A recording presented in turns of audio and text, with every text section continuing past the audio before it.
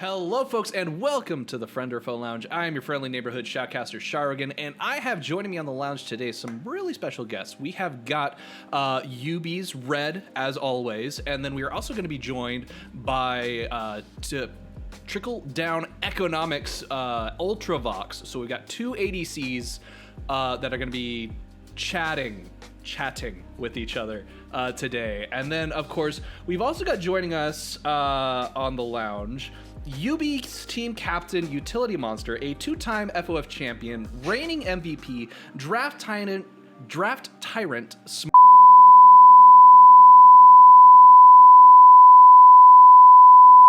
I have a feeling that one of those, particularly the last one, is overcompensating, but we'll have to get an opinion on that. If you're gonna tell people it's not true. Good to be here too. I was not Venmo'd $4.20 for reading that. Didn't you get the update, Sharogen? I am no longer an AD carry. Oh, that's right. You're That's not true. an AD carry, but I still think of you as an AD carry with how our conversations go. Fair. It just seems 80 carry like It's like I'm surprised you haven't pulled out a Vayne top yet.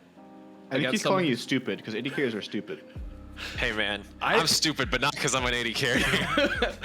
I did not say that. Those are not my words. Those are my words. It's not wrong. Well, so how are you guys doing? How's everything been? How do you think this last week of games went? Last week was great. Yeah. Yeah. Last week could have been better. It could have been better. Yeah. You know. Well, yeah, you always got some good games, some bad games, but it was a very intense one. So let's just kind of hop right into this one. So we had the Baby versus All game. This one was interesting. I think just jumping right off, like, what were you guys' thoughts on the draft, like, as we were going into this? Kind of got the sense that Baby got everything that they were looking for. They've been having a lot of success with the Volibear. Thresh is Antunes' most played champion. She's just very good right now. Corki, reasonably strong, and P-Sweet's been playing it a fair amount. And Jaffe's a tournament aficionado in solo queue, so I felt like they probably had that one prepared for this game. So I felt like they got everything they wanted, and if you give a team as good as Baby everything they want, and you don't have something really special lined up to beat it, I think the game goes about like we saw, which is a relatively one-sided affair. Mm-hmm. Yeah, it was a fairly one-sided affair. I think if there was a couple ults where Jaffe ended up getting picked right before he could ult, where either he wasn't expecting as much damage that was coming out, or he just didn't press R in time. Mm-hmm. And I think if he gets those ults off, he probably goes 1-for-1 at least, and he just doesn't die for nothing, and so that's pretty unfortunate, and it slowed down the game. Yeah. No, and in this one we had, I honestly thought that we had our first appearance of Seaboard, which was a pretty good showing, in all honesty. I don't believe that they've played in a previous FoF season. This was their first time, but it honestly felt like watching this game, Art of Wars finally started to get their roster kind of locked, so we'll see how I know it's a meme at this point, but we'll see how long that lasts. I said it in the lounge that aired before the season even started. The revolving door of Ariri's teams is always his worst enemy. Mm-hmm. True. I always hear people say too that Art of War is the best 1-in-7 team they've ever seen. So it's only a matter of time, I think, before they get it together. Yeah. I mean, AWE, they didn't look bad this game. There was nothing they did that was like, oh, that's horrible, and of course they lost. It was just sort of, they made slightly worse decisions on champions they were slightly less comfortable on, and eventually Baby is just too good of a team to let that happen to you. Yeah. Very, very true. Whoa, whoops. Obviously something reset there. There it goes. It's funny whenever tech just seems to hate me sometimes, and it resets things randomly, and I'm like, I don't understand. Why do you do this? I do really like the Volibear coming out from Baby. They've been prioritizing that a bit. They first picked it this game. I think Volibear is a pretty strong early jungler right now, and I think that is just a good champion to pick, but also it really fits what Dax is trying to do in Baby games, which is sort of get the team going and then be a big frontliner who can make some proactive plays for the team and everyone else can follow up on later. So I think that's a good pick for their style. Oh, I I forgot hard about agree that on that. smite steal. Yeah, I think Dax looks really good on champions that have just like big go buttons. Like Hecarim was banned this game, so I think Volibear is another like just run at you and make your team go in kind of guy, you know? Yeah, especially ones that they have big go buttons in team fights, but they have a lot of early agency because he's once he's like an early game only jungler, like he definitely is not reliant on only getting ganks off, but he's very capable of getting ganks off. So if you give him the option, can't be bad. Yeah. No, and again, like we said, it was a pretty one-sided affair, so there's not too much to talk about this. I do think Ash did a very good job. Kind of. And Ludora's been sort of quietly one of the better performing AD carries this year. I think everyone's, Jeff is always kind of flashy, and Escape has been having some nice carry performances. But I think Ludora has sort of been quietly rounding out the top 3 of AD carries this season. He hasn't really made any big mistakes, and he's always doing the damage his team needs. It's really impressive. All right, and then hopping into this next one, we had NWT versus Washed. I think going into this, it was kind of one of those weren't exactly sure. Like this was their first face-off, the two newer teams. So I was leaning Team Washed for most of this, and they did end up pulling up the win. Forfeit? This was the last game of the first round robin. Yes. Oh, you're right. Well, Yeah. they did. NWT actually knocked Wash out of qualifiers, so They They did. but they didn't here. that is true. Not here. Yeah. They had Yeah. a slightly different roster than as well. They still had Sunny in the jungle, and they had Tiki mid lane, and they had Hyaki Maru top. I think Wash looks like a completely different team when they have Lulu than versus when they don't have Lulu. Yeah. I think that's what it comes down to. This was a really weird play. I think, when Urgot hits level 9, he's really powerful, and I don't think NWT knows that. And so it kind of just backfired. And this was the play that I think just lost them the game, because before this they had strong side top with the Camille, who was ahead, and then Urgot just gets the 2 kills, and it's like, well, now you don't have a strong point. Right.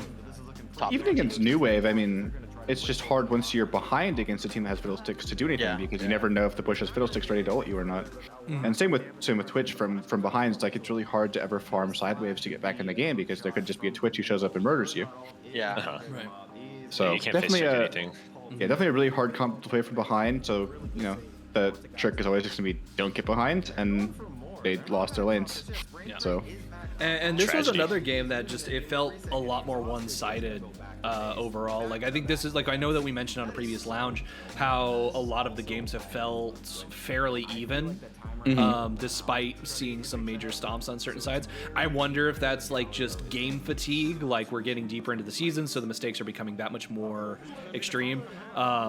This was a really rough play. I think I think it was just the nature of Wash's comp. I agree. Twitch, I think Twitch and Fiddlesticks are super good from ahead and absolutely worthless from behind. So Yeah. had they not won their lanes, there's a really good chance this game is one-sided in the opposite direction. True. I agree with that. Very I also fair think that analysis. Wash has been a sort of a surprising team that people I think overlooked a little bit, because they got blown out day 1 by Baby, and then ever since they've lost to TDE and Yubi. So it's like, well, maybe they're not a top team, but they've looked really convincing against everyone else, and I think that their current standings are pretty high. So I think that potentially people have been overlooking them a little bit, and they've actually grown into the league. So I remember that you had that TP come in. They got the Baron down to half. I think they just win the fight. Yeah. Yeah, they should just hard win this, right? Look at Twitch; he's just completely untouched in the back. Right. Yeah.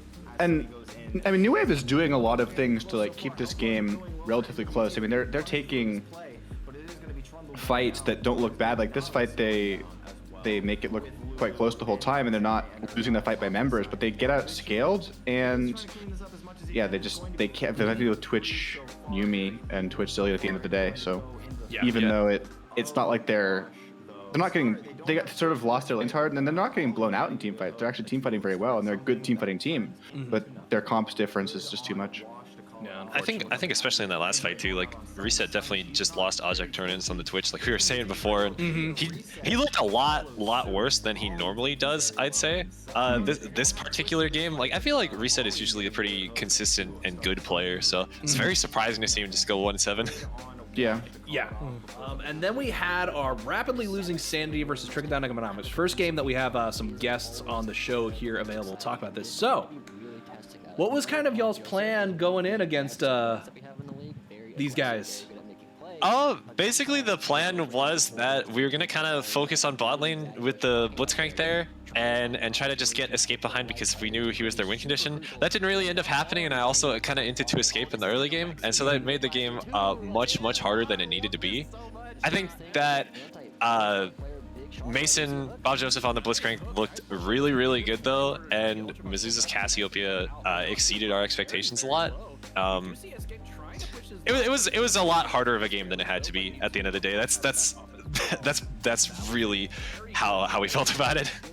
Yeah. This is the counting diff moment, right? We're gonna hit level 2 and they're not gonna count properly, and then Blitzcrank's gonna flash kill him. I think that's exactly what it is. So we Counting hit diff, level yep. 2. Yep. And then he just flashes at him, and it's that easy. Yep. And I feel like Bob Joseph just does that every single game, and it just always works. Yeah, poor Mewtwo. She lost track of the number of melees that died. Anti definitely exceeded expectations and played super well. So that Anti was great. is a player who is really good at taking fights, just straight up. Yeah. He's doesn't kind of a matter. psychopath in that he will always take the fight, and he's also just good. So sometimes he'll take it and win it, even though he shouldn't. Yeah. A big part of maybe why RLS hasn't quite looked as good this season as last is just they're lacking sort of that killer. Let's just go fight him in the mid to late game. I think that definitely makes sense. Every team needs to have that kind of person that sends you forward and tells you to go in. And so it's so difficult when you're disorganized like that, because then what fights do you take, right? Like how do you get everybody on the same page? Well, this fight was sick. Oh, This was the fight where, yeah, it looks so good with the bush camp, and then everything just goes wrong. And right around here, I was like, oh wait, RLS might just win this game. That's such a big gnarl. Like I flashed out of it, but then I walked back in and get big hooked like a players engage, big gnar combo, Yeah. and Zen just can't get in the fight. He teleported behind and he just can't get here. Yeah, and I walked back into a hook like a big dummy, and it feels really tough at this point. But then I start figuring out how to press R on people, and the game becomes much easier. I hit like one arrow for the previous 25 minutes, and our team really felt it. Be that way. Yeah, it was tough. It was tough. I definitely wasn't used to being like the go button guy. Also, we like VOD reviewed this, and I'm in the wrong spot. Like I should be around on the left side. The arrow misses. We have a bunch of anti-synergy. Like me and Zenzen ult at the same time, and of course, like you can't hit anybody when the Gragas ult pushes him away. Yep. Right? Like Well, the other thing is that like the Ash ult changes, while it makes it easier to hit a lot of ults, it also makes it harder because like sometimes you're just not used to the speed now. yeah. And this And so- turns into Baron, which is you know really big. Yeah, I for thought RLS. this was actually the fight where RLS could actually win the game. Yeah. But they losing soul here. They try to get both, which I think is reasonable to try. But you usually want your jungler to be the one, and everyone else to be the group, because the dragon is faster, and also it means that if there's a smite battle, you can actually do it. It's easier for the group of 3 or 4 to zone at the other big objective. So Yeah, that definitely Small- makes sense. small thing, but like. I mean, it's a greed thing. Like they're just trying to get it. And here on this push, getting Ruby's just a little bit slower. The rest of the team to realize that the window, and by the time Ruby goes in, the engage window's gone. And so it's just Man. this bush camp doesn't work because not everyone's there. So you can't camp a bush against potentially 5 with 2 or 3 people. We don't have the damage that we need. We're And the trying fight ends to. up going much better than it's deserved to go, just because Escape kills himself at the end. But Yeah, and Leafs finally starts getting kills here. Like he got pretty. He went through that fight pretty unscathed, and he's finally starting to get into it. but this is the big fight. This is the big Baron one. This one was I really love hard to play. That stun right there is huge. Yeah, wholeheartedly agree. We're just kind of split, and it's just difficult. I'm getting pretty Yeah, far zoned Ruby's out. running here is great. Dude, that And we was a can't- beautiful We cataclysm. can't get onto escape. He just does so much damage too. It's crazy.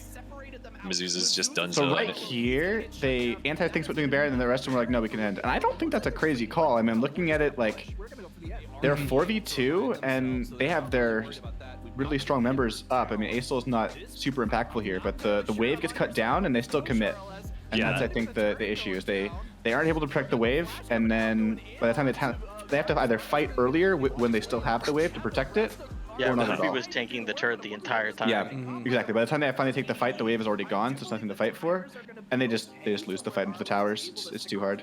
Definitely agree. We're actually my takeaway. I don't think, because like looking at their position, when I was watching it live, I was like, I think they actually can end. Like I think that's a good call. So I don't think that's something that you can just know.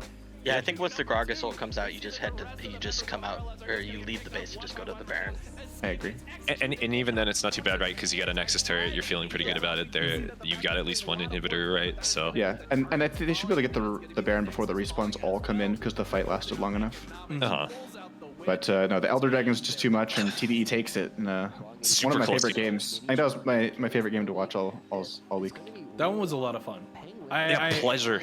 Yeah, like that was a lot of fun to watch. I have to admit though, the one that gave me the most heart attacks and potentials for strokes was Yubi versus TDE, which oh my god, that whole game. Oh, I'm so sad about that. I'm just so sad. Yeah. But Our game against when we get there. Yeah, against Candace though, so Infinite has a crazy route. It doesn't get shown in the replay, but he runs all the way around through our jungle to get that gank off, and Jeff was really tilted. That's so pog, dude. Always tilt Jeff. Yep. Yeah. So this play, I don't have mid pressure.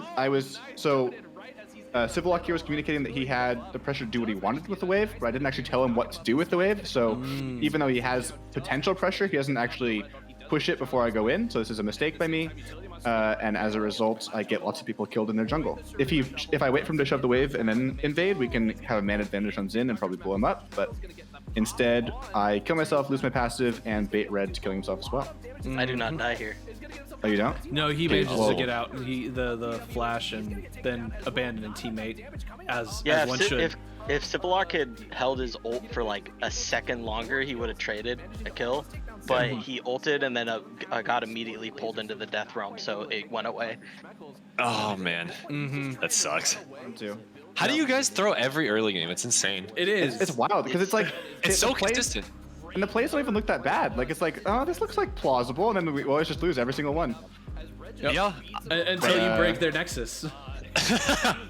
But red kind of having a field day. It's a good, well, not good, but it's an okay matchup for Trundle, and we gave him some pressure early, so he's built up a CS lead, some plates, and so at this point he's just up gold on Dr. Schmeckles, who we love to talk about how good he is, but he is at the end of the day still a bronze top laner who plays above his skill level, but He his got bullied a skill level little is a bit. little low. Yeah, so he gets bullied, and that means that red's sort of our way back into the game. And notice at this point in the game, we've actually given 3 dragons. So we have to fight every dragon from here on out, but we've sort of used that time to get some CS leads and get some plates. And so, especially jungle and top lane, we're up CS, and that's where most of the fact that gold is even, where it's coming from. Is this just a red kills Schmeckles montage for the rest of the game, dude? Like, It pretty much is, unfortunately. It's man, it's man. a rough one to watch, man. It's a team fight. Yeah, and then this Ashe arrow, I just want to point out, it's really painful to watch because it comes from so far away and just hits the wrong target for PWH. It also looks like it just barely hits him. Like that's barely almost hits. bullshit. It's almost such a bullshit arrow, dude. But I think I was talking to PWH after the game. One of them reached out and was asking about the couple things, and I was saying that I think this particular play, no, not this one. This one is red just baiting because he's super fed and we turn the fight. But the one before, the dragon before, I think they just have to give the dragon once we get river control because our team fighting is just better. So if they're not getting picks before the fight or forcing us through an unfavorable choke, that's exactly what we want. And they have 3 more tries at Soul Point, and so they can just give that dragon, take some towers, take some farm, get some Baron set up, and they can have a better position for the next one. So I think that even though they're ahead and even though they're on Soul Point and that like they want the dragon, they have to be a little bit more patient and recognize that that's not the moment. They should have just used pro comps to tell them that, because pro comps will tell you if your team is more team fight based versus the other team and how you should kind of like look at things.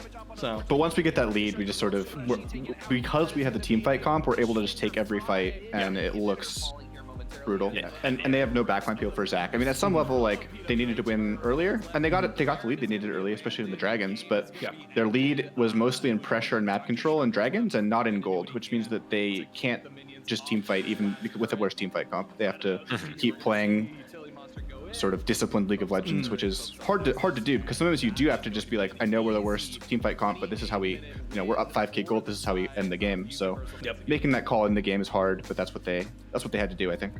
I feel like that day 2 was a little bit more even matched and maybe exciting overall is a good way to describe it. Yeah, it was Baby versus Washed, and I was not expecting the outcome, like for Wash to pull actually. I bet on Wash.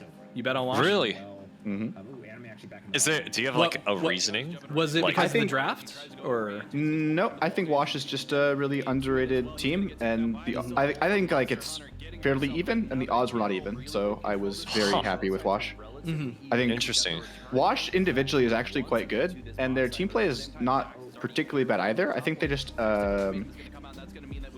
I don't know why I think they just underperformed qualifiers, honestly. I think that's the easiest explanation. It's just they had a couple off days. Which is totally fair. Like, everyone's going to have their off days. And in all actuality, like, this day was a day of upsets. Because you had... it's like, what a way to end the first half of the split, right? Well, technically this is the first third of the second half. It's the second half of the split. Yeah, that's right, because yesterday was the day before it was the last day. Both days in the same. Yeah. This day was definitely a TDE off day. Yeah, the thing is the Wash should have just no pressure on them, because they're up 2 dragons, they're up gold. They can do nothing. They can give a dragon or 2, because if the game goes later, their odds are better and better. They're against Galio, they're against Diego. They have better front line. They have 2 hyper-scaling AD carry type champions. So yeah, had some good ganks. Yeah, definitely. And this is also, I think, how you have to beat Baby, is you have to limit what Dax does early, and not because he's reliant on it, but just because if you get ahead early, you're screwed. Yeah. And then you have to play cleanly the rest of the game as well. You have to team fight well. And Wash picks a team fight comp so that they can do that more easily, and they don't play team fights perfectly, but they play it good enough. I mean, this is the kind of thing, as the game gets later, like, these types of fights are all Baby can get, because unless Galio and Camille are landing like a 5-man combo somehow, and Diego's getting a gazillion resets, like, there's just not enough damage, not enough CC coming through before they're all dead. Ooh, Dex failed his flash out. That sucks. Yeah, did you guys not watch Luru fail his flash in the fight? Yeah, there were some unfortunate flashes there. Yeah. They double I think this was an uncharacteristically bad performance from Luru and P-Sweezy specifically. I think that both of them are usually pretty core in what they do to win the game, and I just didn't really see any of the plays, like, and they were playing super aggressive bot lane, not respecting the Zac gank potential, and that resulted in them giving over early kills to the Vayne, which, as we discussed, is not the way that it should be going. And then I don't know. I don't know if Galio's the right champion for P-Sweezy. I like it better when he's on something that can either provide crowd control or just damage. I think Baby's comp is fine as a comp, and also fine into what Wash drafted, but maybe it's not the best for Baby. Yeah, I think is the way I would put it. Because I think Camille Galio is strong, and like Kaisa dives in with that, and Diego gets resets off of it, and chain carries the fight. Like that's a reasonable core, and Thresh is never bad in a team comp. And you can beat this team from Wash before they can get to the team fight phase. You can just beat them in lane, stack some dragons, and go. But I don't know if that's how Baby wants to play necessarily. So I don't know. Maybe it is, and maybe they'll just practice and they'll come back and run a similar comp and beat someone with it. But I think that it's a reasonable draft idea, and maybe not enough comfort for all their players. And then we had RLS versus Art of War. Art of War finally pulls out their win in this game. Let's go! I know. It's like it was really great to see it. It's kind of like it was interesting. Again, Seaborg was one of the standouts in this one. Their Kiana just was all over the map. Seaborg finally. So I think the issue with Art of War has been that early game they're really driven by Crims. He's sort of. He has a lot of ganks, he has a lot of pressure moves that sort of get the team in a decent spot. And if you look at their early games, like they have a decent number of early leads, they're almost never behind, like they make it out of laning phase just fine. And then transitioning into sort of the grouped play, they don't have a person who's the go person. And we're talking about this with RLS, and I think that's sort of why RLS has regressed a little bit. Maybe Anti is the go person. But I think that's been an issue for Art of War, is they just don't have a go person. So it's sort of everyone's trying to position for themselves in fights, and then nothing happens, and they end up, slowly bleeding out. And I think Seaborg really showed that he's just going to go, and that's really valuable for this type of team, because if they follow up just fine. And Oriri, I think also this game, more than previous games, was making plays, but I put a lot of the emphasis on Seaborg for why they suddenly came out. He had the follow-up this time through, which I feel like if you don't have other people who are willing to hit that go button. Yeah, and Artibor has always been willing to follow up. It's just the person making the first play, I think. And Seaborg was going in with Kiana, ulting people, then going in stealth, and that gives you a big window for everyone else to follow up. And that was, I think, critical. Now, I don't know. It's weird to me that RLS would put Ontai on Ornn when they're lacking their regular jungler or leader. It just seems odd to me that you kind of leave the bulk of the frontlining duty like on the rest of the map to just the J4 for like the engaging, because like Ornn just provides the R from long range and isn't really capable of like engaging in a lot of scenarios. Well, I agree. I would have preferred to see a big bruiser that he can beat people up with, but they also did throw some bans at him. They banned his Aurelia, they banned his Set, they banned his Gwen. So. And they banned their own Volibear. So that one doesn't make sense to me. I think they should have first picked it, but what do I know? Yeah. Like that's exactly what I was going back to the draft screen for, was because of the fact that like when we look at this right here, you can see it was very clearly anti-targeted, and they're like basically just trying to shut him down as best as possible, which this makes sense. It's still mean and rude. I think Ryze is still terrible in almost every scenario, but if he's ever not terrible, it probably is this type of game, so I don't hate it. I mean, I do hate it, but I hate it as much as I hate Ryze. This is probably one of the best possible Ryze top games because you have the AD mid, and it's good into Ornn, I think it's AD mid, good into fine. Ornn. Yeah. I think it's not fine because Ryze is still that bad, but... Ryze is kind of a dog champ. Conceptually, I can agree with that. He's perpetually like that, unfortunately, it feels like. Yeah. But in this type of thing where, nice counter engage here, taking advantage of RLS overstepping. And... I would also like to point out that I hate Ahri in this league. I think really wish people would stop picking it. I think Ahri is just a little bit low damage, so you need to make sure you have damage elsewhere. Because her pick CC is very high, and her mobility is very high. My argument with that is the primary team picking Ahri is RLS, and they almost always have Jinx, right? And most of the games we see the Ahri, it's just a loss. So Ahri is not a team fighting champion as much. It's more of a get map control, get some picks, take some unfair fights, and I think that's just in general harder to play around. It's much easier to play around team fighting. So I think about those new buffs she got for team fighting. Huh? I think Ahri is strong. I just think that it's harder to play around in fives if you're not used to not playing with a team fight win condition.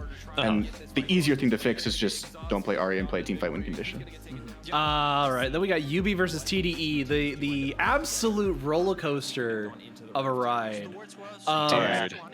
I think we should start with draft. We need to pause it on draft and go through it because this is a wacky draft. This is a very wacky draft. You guys kind of sucker punched us with something we weren't expecting with the B1 Vayne, because we were prepping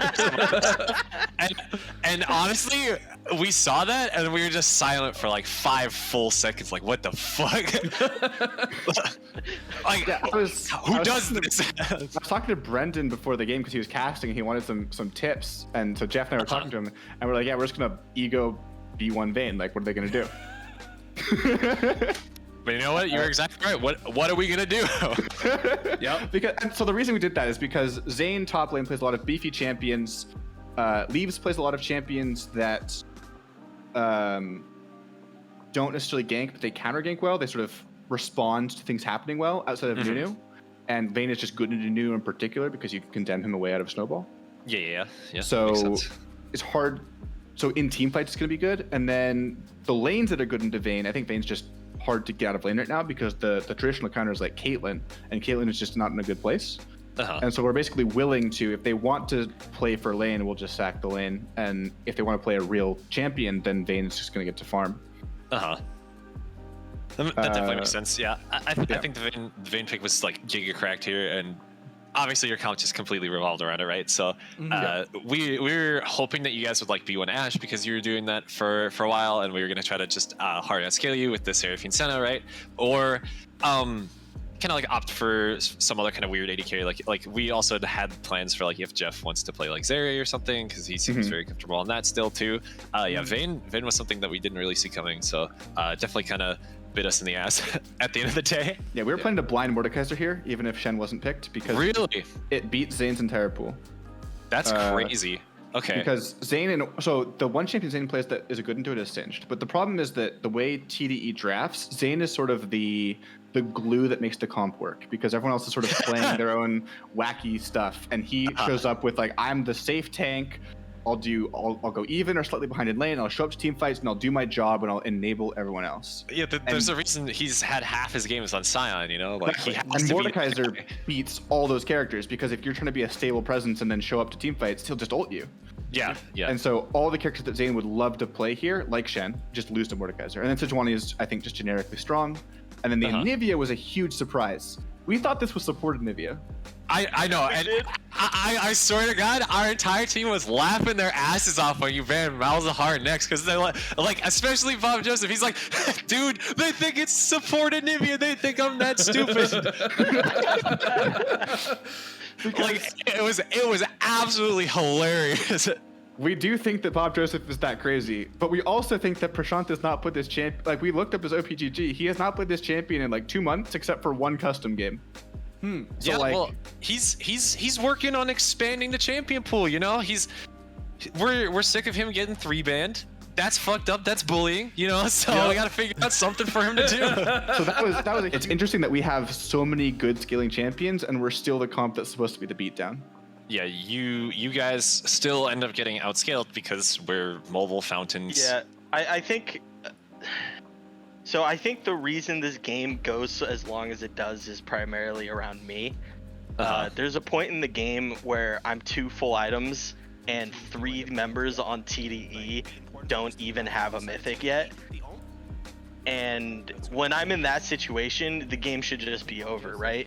But the problem is I didn't play. I built for the team fight, which I should not have done with the lead that I had. I should have just been like, all right, bet you got to bring 2 to stop me, but I'm Mordekaiser, so it's really just a 1v1. Yeah, we had our second ever good early game in FoF. Yeah. We can't do anything into Anivia, and the Senna and the Seraphine just heal everything, and we can't play the game. It's really awful. Yeah, I agree. It's very, very difficult to play the game versus our composition. I think you guys were really vocal about that in the post-game lobby and even during the game in all chat. So, you know, some more about it. But yeah, no, I agree. It's very, very difficult to do anything. I think, Anivia was very specifically like to deny Vayne from like playing the game, right? Because you get stunned up, you have to waddle through the ultimate. And We it also sucks. we also had a misread on teamfights. So the call in teamfights was we want our Mordekaiser to be ulting the Anivia because she's doing so much damage. On review, I think we actually need it to be on the Senna or the Seraphine because the healing was keeping the Anivia alive so long. So I think that we had a bit of a misread there. I think you guys also built Grievous Wounds wrong for sure. Who should build it, do you think? I think it should be on Vel'Koz like 100% because you just layer it all over everybody with the laser. Like, Mord grabs one person there in the Death Realm, you know? Yeah. We had our support build it pretty early, and he built the AP version, so his ult applies it in AoE, and that was our thought process. Yeah, I thought that was all right, but like he doesn't have it here in this fight. The reason we did that, he doesn't have it here. The reason we did that though is because we want to because we know our comp doesn't scale super well, we don't want to stop and lose damage for that, and we really want our Vel'Koz to be doing as much damage as possible. Yeah, I do agree. I think with the lead that I had, if I had just gone Nashor second instead of going into the Morellonomicon, I could have just sat in the side lane and like there's no way Shen kills me. Like I could probably dive him at that point with the lead that I had. Yeah. But this is a montage of us, taking slowly more and more losing fights and losing them. And then we're not like hard losing them. Like we got Soul, but They're clearly not going as well as they were 10 minutes ago. No, exactly. It's like the TDE thing had come online, and like it's at this point where I'm like, yes, my bet's paying off. So this On right the here. previous fight, they've actually never reset. They've not reset this entire time. So most of this gold lead is in their wallets. They have not spent, and that's the only reason that we're able to do this. So it was like leading up to this fight, like we know that we're in the choke, and this is the number one thing that Coach Joshi taught us to never do: never give up the choke and force yourself to play through it, right? So we VOD reviewed the shit out of this, and we definitely need to like stay in the river here and just kind of contest you guys at the dragon instead of retreating too hard. It was just a terrible mispositioning, and of course, like, you guys super deserve to win that because you just Vel'Quezzle our entire back line, right? And then you start winning the game. Yeah. So then we have Baron. We get the Elder. We turn it into Baron later, and we're like, great, we're super strong. Our Elders just weren't off in this clip. We have Baron still though, and we're like, okay, we can end the game right here. We can't. Newsflash. Look, Yeah, as it turns out, Kane is... people right here and kills Jeff. Well, Yeah. to be fair, Mordekaiser's he in Death doesn't Realm. actually walk through me. I'm in the Yeah, death Mordekaiser's realm. in Death Realm, so it's Yeah, only okay. two people. But yeah, it is really funny watching him. Yeah, watch Senna. Watch Senna. Okay, Just watch, Senna's in the back. just watch Senna this clip. It's hilarious. Walks up, walks up, walks up. He just walks in and Yeah. And so, see, that's the kind of crazy shit we love Bob Joseph for, you know? But, Yeah, and that's a scenario where you pop out of the death realm, your team's gone, and it's just like, wait a second. And that's exactly what that's like what Comp TD is trying to do. Is they're trying to make it impossible to kill anyone, and they just death ball, and eventually they grind you out, and they have too much damage, and they have too much healing. Yeah, and this is a composition we're very happy playing because it's just so funny to like watch the massive healing and just see everybody just be permanently like Tarek ulted. It's really great. We're gonna play a lot more of this composition, And so Red here finally gets a great Mordekaiser ult on the Nivea, and we're finally able to bring the Nivea down through egg. This is sort of our miracle last ditch attempt, and it works. No. it's a miracle. How many And so games? we get Elder off of that, which is the 7th dragon, and then here we managed to go to the Nivea again. And if the Nivea, we kill her through all the shielding. It's awful. I don't know how Yeah. we did it. Yeah, Elder Drake, the execute. Yeah, It's just I it's so guess. nasty. And so then we have Elder, and we barely win the rest of this fight. Even with Elder and even with Nivea dead, you can see how hard it is to break down everything this comp is doing. Dude, This is just so close. If Zane flashes there, if Zane's flashes there, like, I think we can win the game. But It's possible. Yeah, like, yeah. That and condemn was real condemn was fucking close. It was really nice. But like, if he flashes while he's taunting and he gets on top of the vein, then it might be Yeah. doable. It also might be doable if Leaves and the rest of the team just. And here the call is just Here. kill yourselves, kill the Nexus, kill the Nexus, kill the Nexus. Like, Yeah, yeah, we the game. just going. Oh, this game was so close, dude. It was so close. I was very sad that we lost it, and I think the rest of our team felt the exact same way. It was a pretty heavy hit. I was really happy to have 2-0'd the big rivalry. Now, my question is, how many games is that Yubi has played where they've gotten 7 Drakes? I don't think it's as much as the meme actually. Not as much as the meme, It but feels too many. like it. It feels like it. It's definitely happened in both of the TDE games. Lose to us to prove a point. Exactly. We're coming for you in playoffs. It's the better storyline. Yeah, so this is a game that actually I think this game is literally 2 team fights away from being a PWH win. Oh, this one was tragic. Oh my Yeah, goodness. so like I actually think PWH deserved to win this game, just straight up. It's a bummer that they don't, but it's good on NWT for getting the flank angles that they needed. Yeah, it reminds me of another team.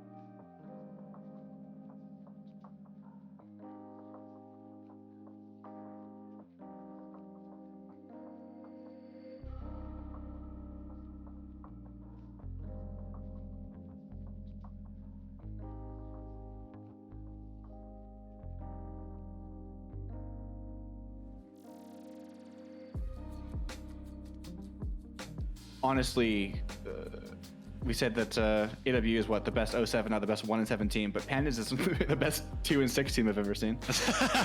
Yeah. And, yeah. It's one away.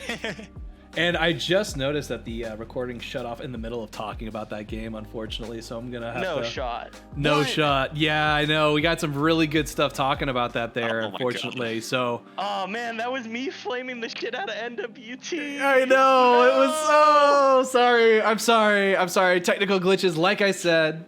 No. plaguing me like freaking crazy. I'll have to go back and check and see where it is. Hopefully it didn't cut off too much. Silent movie. Yep, you know? yep, I yep. was Just waiting this whole week for Lounge to talk about this game specifically.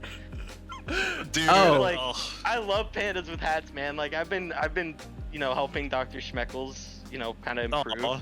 And, because I got massive respect for the guy. He's got big balls for, like, being like, Dude. I'm a bronze 2 top laner, but I'm going to just come in and fuck shit up for a lot of these other teams. I respect it, yeah. We all on TDE are on team NWT though. We're rooting for them. They're our buddies, our little buddies. Yeah, that's because Joshi coaches them. It's because Yoshi coaches them, right? They're like our the third graders to our fifth graders. You know what I'm saying? They're my nemesis because I was coaching for them through qualifiers. Oh really? Yeah. What happened to that? Huh? What happened He to asked the me team? to join. Oh yeah. So he would have coached him otherwise. Wait, you don't remember Makes my sense. Morgana jungle? I remember that. Yeah, I remember that. I'm Dude, not a that's jungler. pretty fucking sick. Yeah. So Yeah. Pandas. I mean, honestly, all the teams in the league this year, I'm out of game. I'm a pretty big fan of. I mean, it's so fun to play in this league this year. It's great. I love I it. guess we can look at the upcoming Quick games. preview. Quick Quick preview. Okay, let's see here. Who have we got? TDE Yubi loses to Wash. You hear it first here. Yubi loses to AWE and to Wash. Oh no. I like that storyline. That's a good one. Yeah, that's a pog week, dude. That's what No, needs I'm to down with happen. 1 loss, but 2 losses in a week is depressing. I think you guys finally need to start getting some retribution for your early games for real. Okay. Okay, so we got Wash RLS. That's a big game for RLS because they've been rivals with Wash ever since qualifiers. But Yeah. I mean they need the win, and Wash is looking really hot. So I think that's a hot first game to start the week off with. I like that. Yeah. Helps Yeah. us. New Wave Baby. It's sort of honestly, it's kind of a baby's favored. New Wave. Can they keep the magic of late game team fighting happen This is again? actually the one team NWT has yet to play against. They had to FF against Baby, so this true. will be our This first is time it, seeing this is Baby it, versus it's their time. NWT. Oh, true. actually, they played against each other in qualifiers, but that's Oh, Doesn't count. qualifiers don't count. That's like a different universe. yeah. So we So- will see the first matchup of Baby and NWT this week. Probably a baby favored, but definitely you'd expect Baby to sort of be on top out of laning phase and then see if NWT can make their way back in. Which UB they've done for 2 of their wins against PWH and Yubi. So Yeah. UB versus Art of War is number 1 versus number 8, but Art of War almost beat us last time, so anything can happen. it's a This is banger. our Art of War. Second win, baby. Number 2. This Every is it. time I play against an Ariri team, it's a banger. We've seen things like Sejuani top. We've seen things just go out of hand in playoffs. I love playing against Ariri's teams. I'm always excited to do it, and I'm excited to play against Slowbro again, who currently I have as my number 2 top laner in the league. Might be a little high from my perspective, but he's definitely good. And then we got TDE, Pandas. Again, Pandas is individually outclassed, but as a team, their team play is really, really good. So it's going to be sort of, they're likely to be down to go out of the laning phase. Can they make magic happen? Maybe. We'll see if they can play versus the Seraphine, bro. Maybe they'll ban it. Maybe they will. And then Tuesday, we got UB Wash. That's going to be a really good game, I think. I'm expecting Banger game. both Wash and UB to win, so it's going to be 2 sort of near the top of the table teams. And Wash almost beat us last time. Yeah, I expect to lose this game. I always lose 430 games. It's 10 minutes too early. Wash plays a lot of champions that I just absolutely despise as on a fundamental level, and I don't want to play against them. And Lulu. Yeah, I think we can do that one. I think that one will manage. that's what we did that one last time, and we still were down now. Last time we won the game, and I had more deaths than the kills and assists combined. I remember that actually. I remember that. Yeah, you look crazy in that game, dude. We got RLS Baby following up on Tuesday. That's going to be another good one. Yeah, for that should be a 2. banger. That's the one Baby, I'm most I guess, looking hasn't forward technically to. been in the league for a long time, but all the players have, and RLS, all the players have been around for a while, so sort of a lot of long-time FoF players going at it. Always fun. Got TDE New Wave. I'm rooting for New Wave. I think TDE is going to win. My brain says TDE. My heart, all New Wave. Yeah, and I'm excited to see how the new. Go ahead. Since I left New Wave, there's always this like I want them to do well, but I always want them to lose. No. So, I like all the players there, and I hope they do well. But I like the TDE players more. Sorry. We're the greatest. We're the greatest. But yeah, I like New Wave. I like you guys a lot. But sorry, going in the dirt. That's how it's gotta be. Last game on Tuesday. Game of the week. Pandas with Hats versus Art of War Esports. Someone has to win. Is this the battle for last place again? It depends on what the results are on Monday, but if both teams lose, then yes, it'll be battle for last place. Oh, dude, that's gonna be so sick. Dude, I'm excited. Honestly, really looking forward. I'm stoked to see AWE AWE because you get to finally see these teams that maybe they're individually outclassed, and then you get to finally see them like get into mid game even. It's like, wait, these teams actually know what they're doing. Like maybe they're just slightly worse at solo queue. They get slightly less CS. They get slightly fewer solo kills. But then they show up and like they fight dragons properly. They set up dragons properly. They rotate around the map properly. And it's like that's really cool. And you get to find these like, oh, they push vision. Look how good they are pushing vision. Like PWH, their support is super Rashi. Yeah. They're so good at pushing vision. Like it's crazy. They're actually insane. And it's like they're on this losing team, so you never get to see their support like do all these crazy things. But like their honestly might be the second best in the league. It's crazy. Oh, that really reminds me, by the way, Super Rashi. Okay, we always talk about it because he's #1 on the vision score per minute leaderboard, right? He's gonna put the vision, but my support always complains that vision score per minute is a horseshit statistic. 60-minute games, okay? Like if you win early, it's just off the table. So that's the big that's the case for a lot of things, right? Like you could make the argument that Escape's extremely high DPM is because he's a good player, but in actuality, he's playing AD carry on a team that plays really long games, so his damage per minute's really high. The alternative, right, is just to do raw vision score, and that's even worse because if you do raw vision score, then it also favors playing long games because you have more time to rack up vision score. So yeah, that's very true. That's very true. It does favor long games, but it actually favors it less than the alternative. Yeah, I definitely couldn't think of anything better, but just wanted to air the grievances. It's really true. All the per minute stats are trying to equalize for longer games, but the longer the game goes, later in the game you just have more kills, you have more assists, you have more vision. There's just more for the more minutes, so yeah. Yeah. But the first 10 minutes, nothing happens. Yeah. So the more you can dilute out the first 10 minutes of the game, the better for your per minute stats. But yeah, no, that'll definitely some good games next week. I'm excited for playing Wash. I'm excited for both of Wash's games, actually. I think are going to be fantastic. I'm excited for Pandas with Hats, Art of War. Both of those teams are, I think, looking for wins, and both of them deserve a win, so I absolutely can't root for both of them. I really hope AWE somehow does something to upset y'all on that previous week, because I want to see that 7-0 streak, that 7-7, just come on. I believe they can do it. So good. I believe in Art of War. I believe they got that. The real dream is every team finishes 7-7. That would be really cool. That would be the best. That really would be the best. But I think we're already at a point. That because that means that we beat NWT next time. So actually, it doesn't. It means we lose to them again because we've already beaten TDE twice. Ah, shit. Fuck, I should have thrown that game harder. There you go. It's all about padding those numbers. You got to follow the script that we give y'all. If you don't do that, then can we lose to Baby instead? We'd have to lose to them anyways. Yeah, exactly. We have to lose out in order to make 7-7. Balls. Yeah, lose every game from here out, right, to make 7-7. So, all right, just be prepared. Ask I'm bummed. Let's close this out. Let's hear about our sponsor. God. No, our sponsor is not those guys. Our sponsors are Logitech Gaming, Art of Academy, Adobe Creative Cloud, and Logitech Gaming. We greatly appreciate all of y'all's support. Everything y'all done for us, helping us on the back end. And then I want to say thank you so much, Utility Monster, Red, Ultravox. Really great having y'all here on the lounge. Despite that little hiccup, we'll see. Hopefully it doesn't end up being too bad, but hope it'll end up working out great. And everyone else, remember to tune into our games on March 28th.